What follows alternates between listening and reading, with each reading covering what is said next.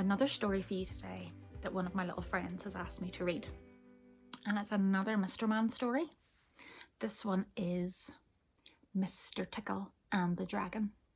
And this story belongs to Joel.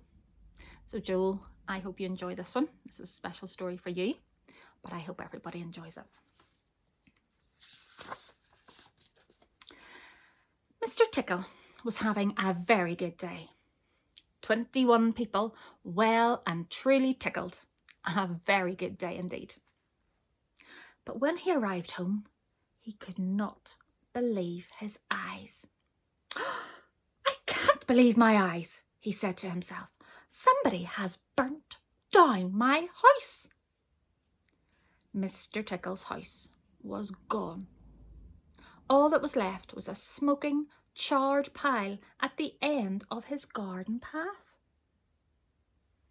There was more smoke rising from the end of the lane, so Mr. Tickle set off to investigate. The smoke was coming from Mr. Funny's shoe car, or rather, it had been his car, but all that remained was a burned shoelace. Mr. Tickle could see another spiral of smoke in the distance. This time it was Mr. Clever's house, and very nearly Mr. Clever by the look of him. I only got out just in time, said Mr. Clever. There can only be one culprit. It must have been a... But Mr. Tickle did not wait to hear what it must have been. He had spotted the signs of another fire and was determined to follow the trail. It was a long trail which led from Mr. Chatterbox's burned-out phone box to Farmer Field's burned-down barn, and on through wilder, bleaker land up to the mountains. Soon it began to get dark, but Mr. Tickle continued to climb higher and higher. Darkness had fallen when he saw a bright light. In the distance, there was a cave emitting a red glow. Suddenly, Mr. Tickle did not feel very brave. Suddenly, he wished he had stayed to hear what Mr. Clever had to say. Mr. Tickle decided to wait until the morning. He curled up under a bush and wrapped his arms around and around himself 3 times to keep warm. Mr. Tickle fell into a surprisingly deep sleep, and the sun was up when he awakened.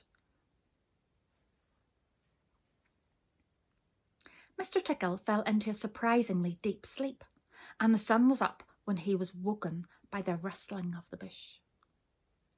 Mr. Tickle opened an eye. The bush rustled again. I know you're in there, rumbled a very deep voice. Come on, show yourself. Who do you think it might be?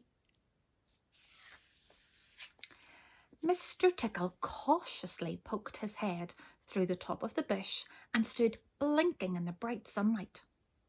He was quite unprepared for the sight that met his eyes. He was standing face to face with a dragon. A huge dragon at that. A huge dragon with smoke curling from his nostrils. Mr. Tickle gulped. Hello, said Mr. Tickle in a tiny voice. I'm going to give you 30 seconds to give me a good reason why I shouldn't burn you to a crisp, bellowed the dragon.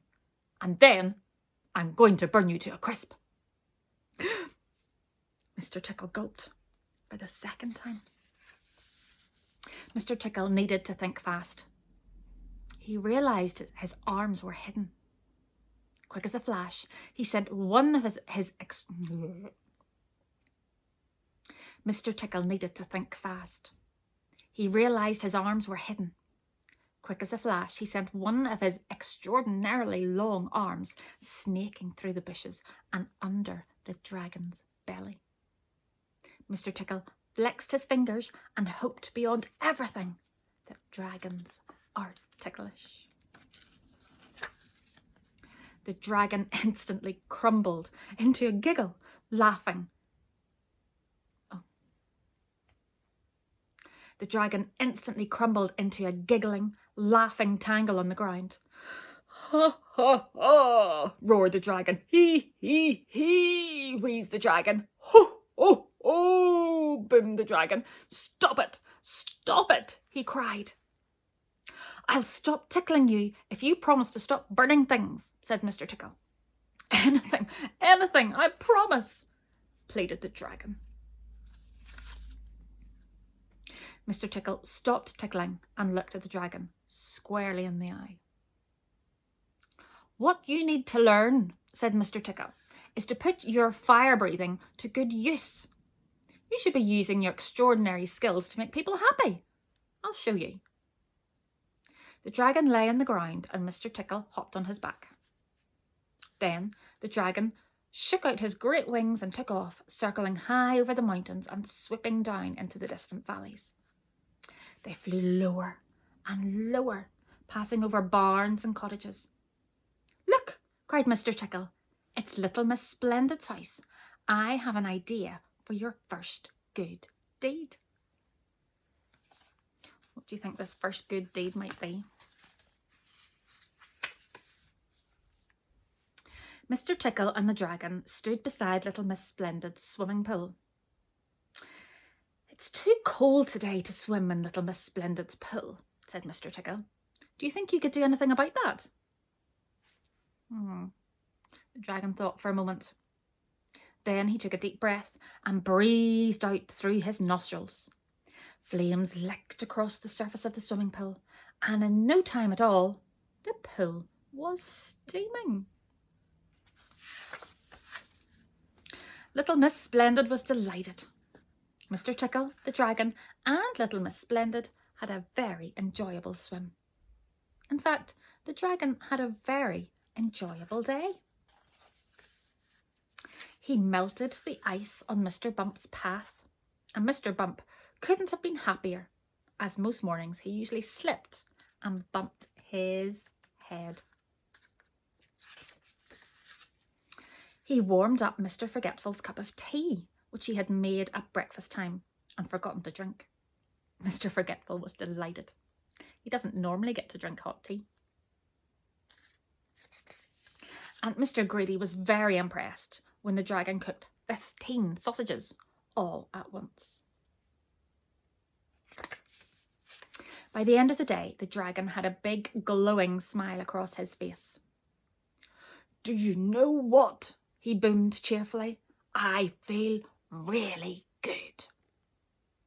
Mr. Tickle grinned, and then he reached out his extraordinarily long arms and tickled the dragon. "And now I do too," he laughed. So that was Mr. Tickle and the dragon. I hope you enjoyed that story, and thank you very much for Joel. Joel, I hope I'll get to see you properly again soon. Boys and girls, I hope you enjoyed that story, and come back next day for another one.